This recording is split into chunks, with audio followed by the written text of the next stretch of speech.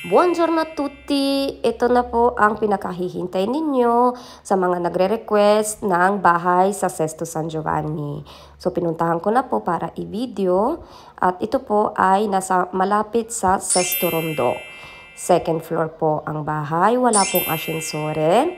Okay po, napakababa lang po ng specie condominiale dito. Ang bahay na ito ay 48 square meter, bilokale. Ang presyo ay nasa 149,000. Huwag kayong mag-alala dahil multo-trattabile naman siya. So, kayang-kaya po yung babaan ng presyo basta't makipagkasunduan lang sa may imobilyare. Ang banyo po ay may shower. Okay? So, maliit lang po siya. Ang dating may-ari ng bahay na ito ay matanda na.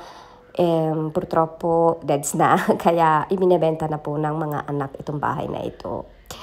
So kung makikita nyo po, medyo luma na rin ang bahay, medyo antique. Sa huli ng video, makikita nyo po ang project na ginawa ng architect para magka-idea kung anong magiging itsura ng bahay na ito pag pinaganda. So kayo po ang bahala, tayo namang mga Pilipino, magaling naman po tayo dyan sa pagpapaganda ng bahay, kaya kayo na po ang bahala.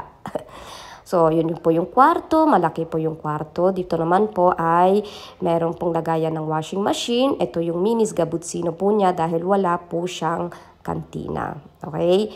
So, ito po yung magiging kalalabasan niya kapag mapapagawa po natin yan. Okay po. So, hanggang dito na lang. So, PM nyo lang po ako. Oh, itong chikiting ko.